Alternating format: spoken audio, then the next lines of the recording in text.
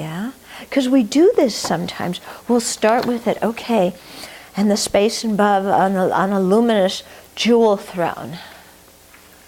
Luminous jewel throne. Okay, I got the jewel throne, but it's not very luminous. How do I make it luminous? Okay, it's getting a little bit brighter there. What's on top of that? A lotus and moon seat. Oh, I just lost the throne. Better go back and get the throne. Okay, the throne's kind of coming. I don't know if the jewels are rubies or sapphires, though. Or maybe some lapis lazuli. What kind of jewels are in this throne? Okay, it must be, maybe it's a combination of them and a few diamonds. Okay, I got it. Then what's on top? I forgot already. Oh, the lotus and moon seat. Okay, the lotus. Now, what color of lotus? There's blue and pink and white. Is it a big lotus, a small lotus? And a moon seat. What does a moon seat look like? You know? Oh yeah, she said it was a flat moon. But the moon's not flat. And if Tara sat on a flat cushion, her behind's going to hurt. It's got to be a round cushion. Okay, I've got that. And then what's on top of that? Okay, my root guru. Oh my God, who's my guru?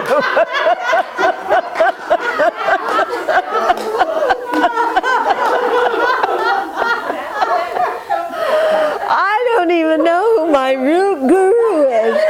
How am I going to do this practice? Okay, so you see, if you try to do the practice like that and get every single thing exactly perfectly, you're not going to get anywhere, you know? So you just read it, you get some idea. You know, Tara's not sitting on a basketball court, she's sitting on a throne, you know. You get some general idea. And, you know, and your root guru, you just figure that out somehow, you know. Just take His Holiness if you have any doubts about it. Yeah. But your root guru's in the form of Tara. So you don't think of His Holiness but with Tara's body, or Tara with His Holiness's face, or, you know, it's the essence, you know, the two, the nature of the two are the same. Okay, so do you see what I mean about not squeezing yourself, thinking you have to get every single thing down perfectly before you go on to the next passage? Yeah, don't do the sadhana like that. Yeah, really don't. Because you won't even make it to the root guru if you do. Okay, so you just, you know, you get some idea of it. And like I said, some sessions you may spend more time with the visualizations. Other sessions you may just do the visualization very quickly. It just pops in and you don't need to go over all the details. You just think like you walk in a room and you see the people. Okay? When you walk in a room, you know, it's not like first Venerable Semke appears and then, you know, Alanda appears, and then Dallas appears, you know. It's like there's a group of people. You just see them all. So similar. Sometimes the visualization just pops in like that. It doesn't have to be crystal clear. When you walk in a room, you know, you're not noticing that, you know, somebody's wearing a gray sweatshirt. You're just noticing there's a lot of people. Okay? So you just get the basic general idea sometimes when you do it, and other times you spend more time on it. Okay? Yeah? So in other words, you have to do the sadhana with some flexibility.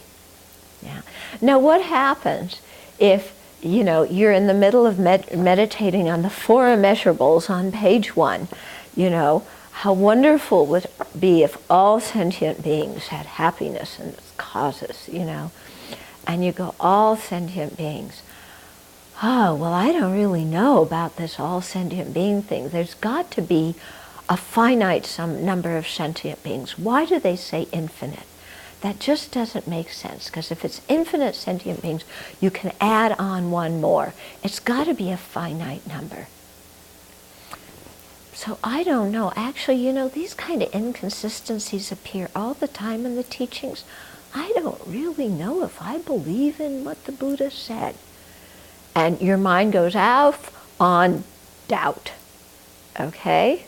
From one little thing, you know. It's like infinite sentient beings, it means countless. We can't stop counting. Yeah, there's a finite number, but you can't ever get to the end of it because there's so many. Okay? Whatever it is, you know, have they all, then, you know, so don't get into a whole bout of doubt about, you know, this one word and then start doubting every teaching that you've ever heard. Yeah? And even if, you know, what I just said doesn't make sense, oh, she said it's a finite number, but they say infinite, but there's so many you can't count them, but if it's finite, I should be able to count them. What she's saying isn't making sense. You know, is that really what you want to be thinking about when you die? I don't think so. Yeah? So if your mind starts to spin out on some silly doubt kind of question like that, just bring it back where it belongs, okay? If your mind, you know, may all sentient beings have happiness and its causes. You know, well, but I don't know, this guy cheated me. I don't want him to have happiness and its causes. I want him to go to hell. Oh, that's anger in my mind. Now what do? Okay, oh, I have my whole puja table covered with things, but not with working with anger. Oh, Billy, I better think of an antidote for anger.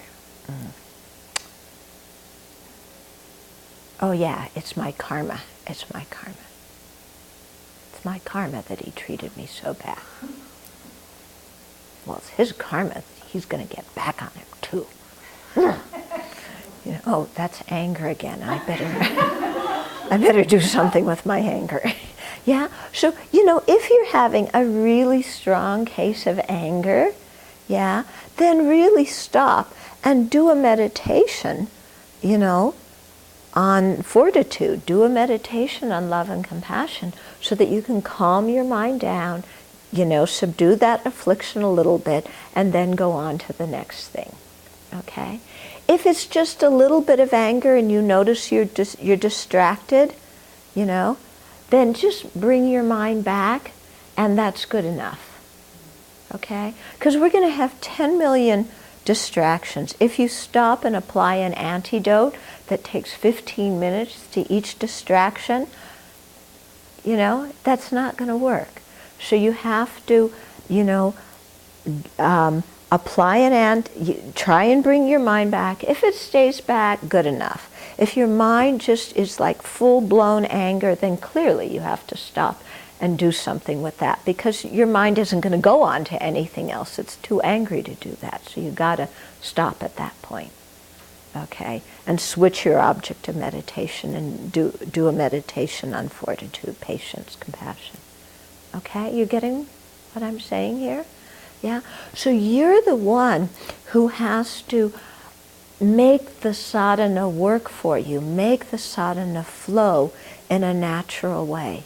You know, so please don't think you have to be a perfectionist with it. Yeah? And if an affliction comes up, practice Dharma means to transform the mind. So you have to bring your mind back to where it is, to the sadhana.